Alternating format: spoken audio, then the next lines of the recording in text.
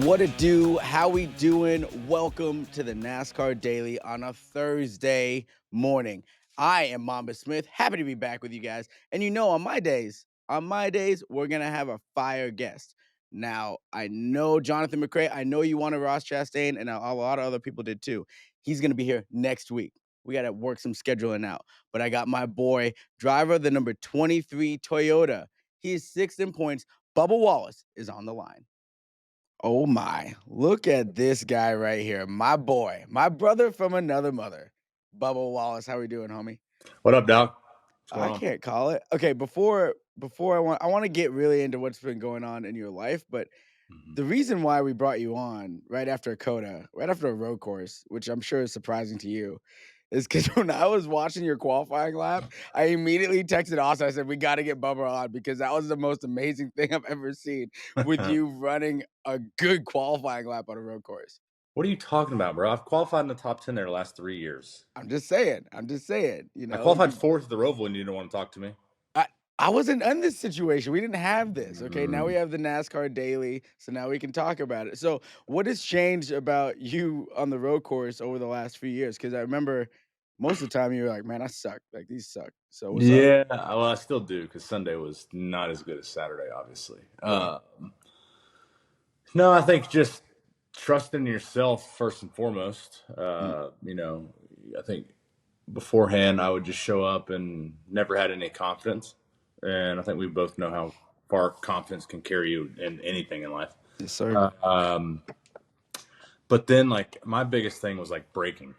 So Okay. if you're told to drive to the 600 marker, I would lift like the 800 because I just was like, there's no way I'm making that corner, right? And I would just lift to way super early. And Freddie and I were actually talking about this. I think in Coda about Daytona Road Course. First time I went there, he was like, "Dude, that was one of the hardest races to ever spot because it was going into like the backstretch chicane and be like, all right, they're five. Oh, they're inside."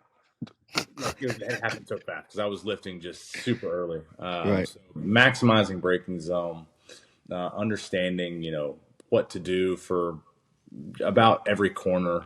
I think my biggest struggle now is just racecraft. So Mm, I can go out there and lay down a lap. There's been multiple times where we we go out and practice and I'm near the top of the board. I lay down a good lap. yep. So like one lap Wallace is good for a road course. Now it's just putting the whole race together is the hardest thing for me, just because like having the confidence, it goes back to confidence, having the confidence to outbrake somebody and not crash. I've tried to outbrake somebody and I just crash every time. And so when you do that a few times, it gets kind of embedded in your mind that, man, you still got a long way to go, which I do. Yeah.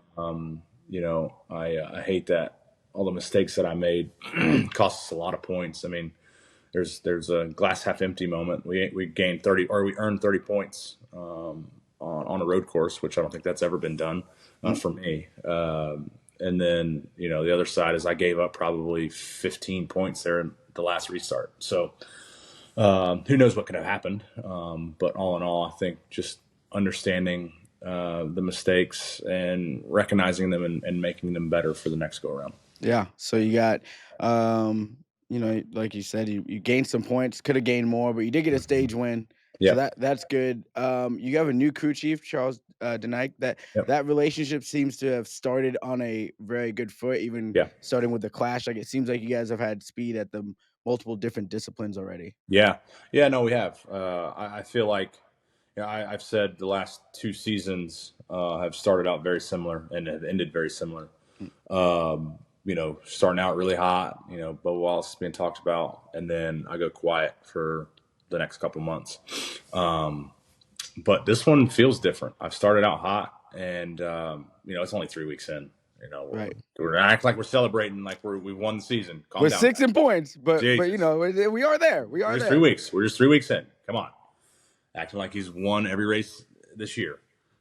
Um, but I think like you said, multiple or different discipline racetracks. being competitive, having that spark at Coda. Now it's like, oh, the weight feels like it's lifted because everybody wants to survive the first 3 weeks. And the first 3 weeks Mm-hmm. are like bragging rights because now we get to park in the garage how your points are. So it's like, Yeah, hey, we're yeah, yeah. P6, It matters. It does. It It does. does. And so now we can go on and move about freely. It's like when the seatbelt sign gets taken off when you get up to max altitude in the plane. It's like, okay, you can roam about the cabin freely, which I feel how that is now. Going into Phoenix, going into Vegas. Now we get to some racetracks where I'm way more comfortable than a road course. But I feel like we can really see what Charles is about. I feel like Daytona, Atlanta is more luck than skill. Road course, not my forte, but we survived. And so now it's like, okay, we both have confidence within each other. I think it's a great addition to our team, and we're having a lot of fun. So it'll be exciting to see what the next couple weeks holds in store for us. Yeah, I think we're all looking forward to that and seeing what you guys can shake out here as the dog days of the year start in. You That's right. recognize this logo? You recognize this Oh, logo? Maestros, yeah, Yeah. That's Okay. So 2017, yeah, yeah. So a little backstory. Obviously, me and Bubba have been friends for a very long time.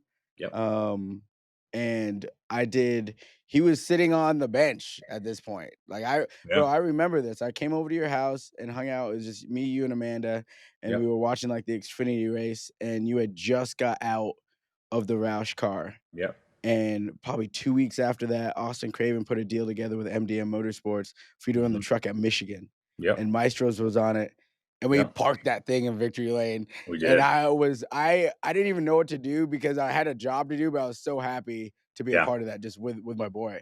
Yeah, no, that was cool. That was one of those moments of you didn't know what was next in store. Mhm. Not that I had put much thought into it, um, which is crazy to think about because when one door closes, I think it's up to you to find out what's the next door going to be that opens, right? And for Yep. me, I just was like, okay, well, I'm on the sidelines for now, but I don't know why I thought like next year will be better. And so when Michigan came about, I thought that was a really cool deal to be able to capitalize on that, and then it kind of told myself like, hey, you still got it, don't worry, it's okay. And so then we went on to win the Bristol Super Late Model race Yep. shortly, either before or after that. I So think it that was was, right after. yeah, I think so. But yeah, 2017 was just a year of where a fork was in the road, I guess, because again, I didn't really see like going a different route. I just Right. kind of knew I'd still be racing somewhere, somehow. Yeah.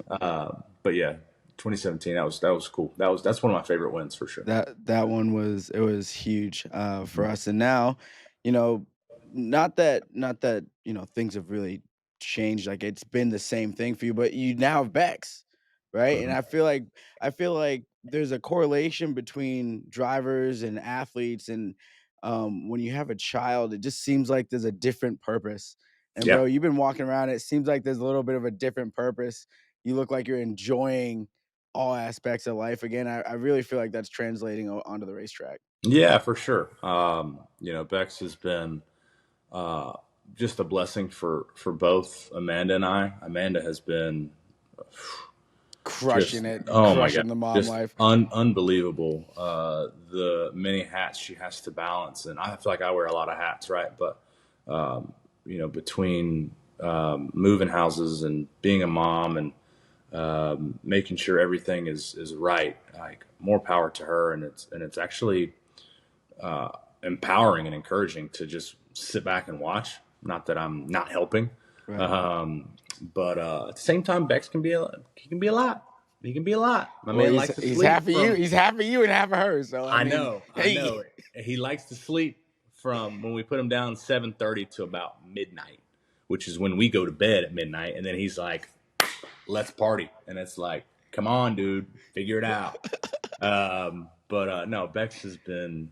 It's been crazy. It's crazy to think that it's been 5 months already, and he's definitely brought just a whole new perspective. And I was doing an interview with Wendy Venturini on pit road after qualifying, and I Mhm. had mentioned something about like the new me. I like it, and then she found me Sunday, and she was like, "Hey, you said something yesterday that stood out, and I'm like, oh boy, what did I say? Yeah. What time? What time? Yeah.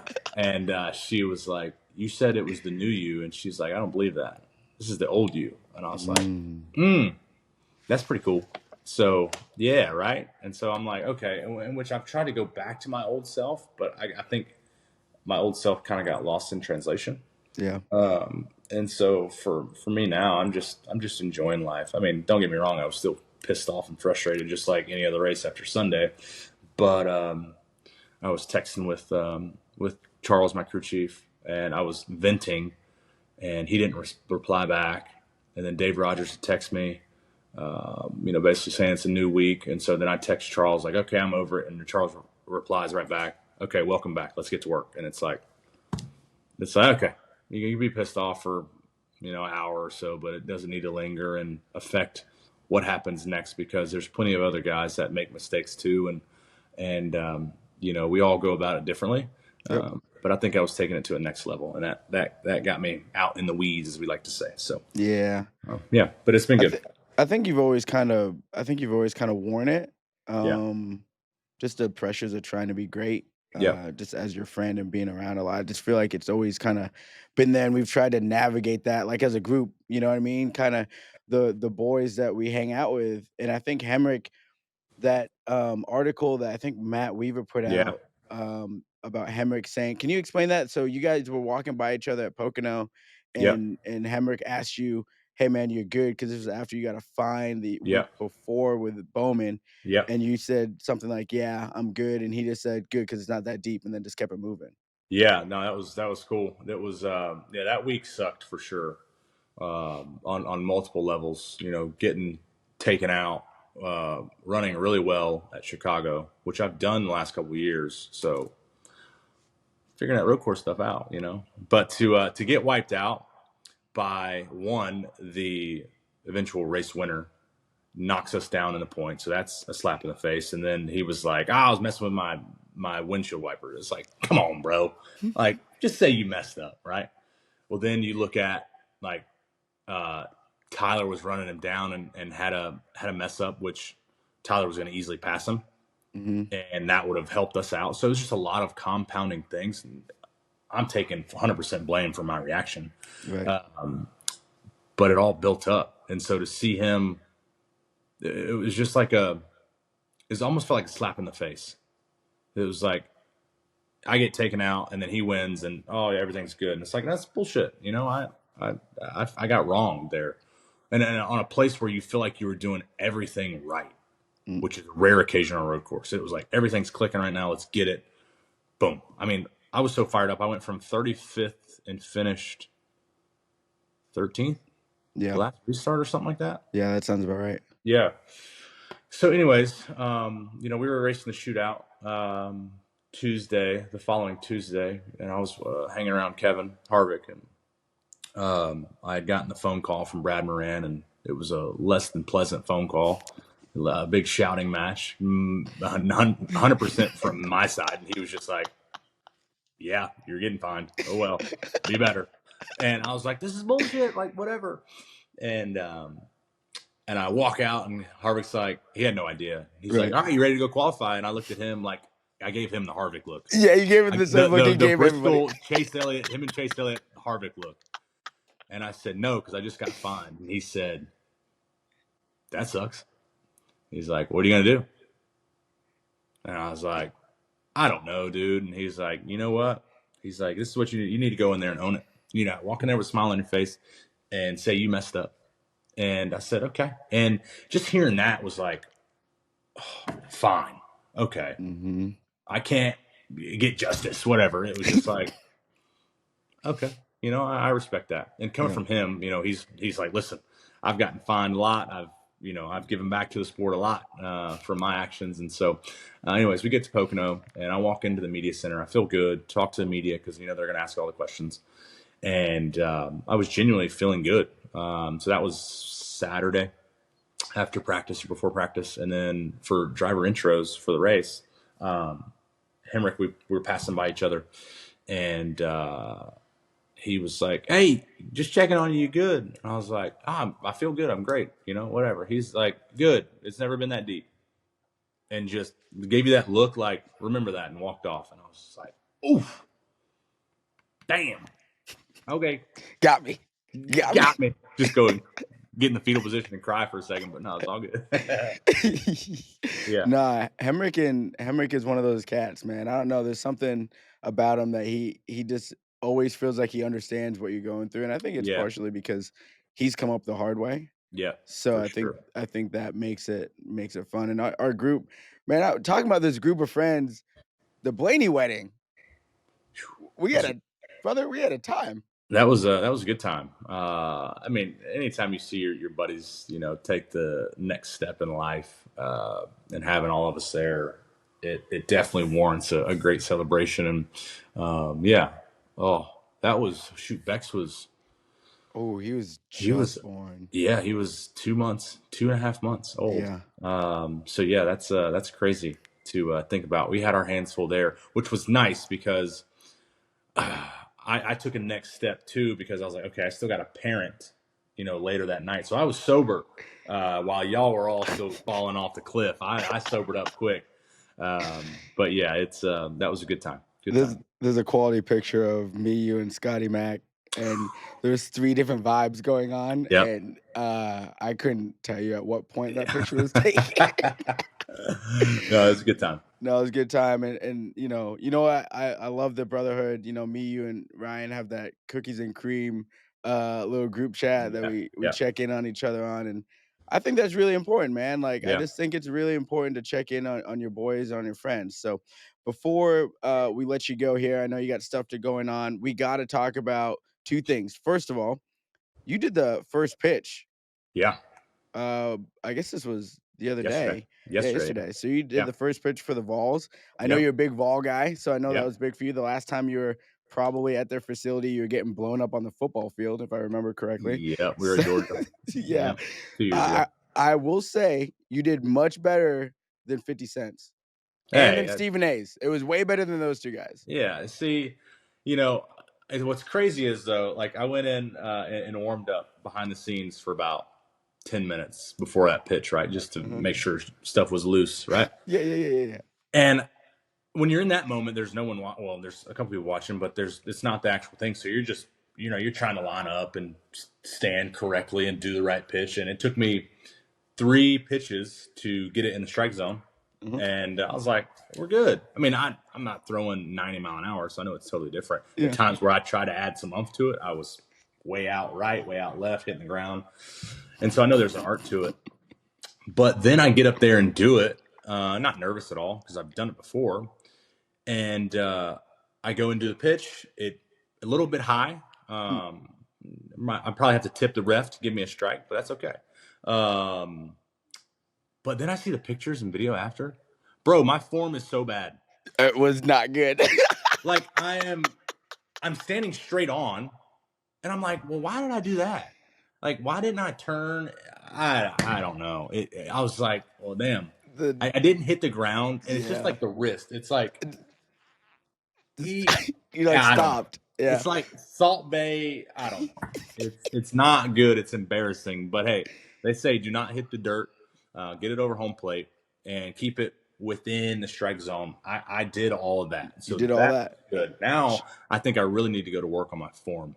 Yeah. Yeah, I will say, Ludacris's form, he did it in he had big hands when he Yeah, did yeah, that Atlanta game, and that's right. his form was pretty good, he still made it across, so you got Okay, some things to clean up there, but, I'll work the on other that. thing I wanna ask you before we're gonna have different guys, different people on. I know at some point we're gonna have RB on. Yeah. What's one thing about Ryan, that most people probably don't know or wouldn't expect? Um.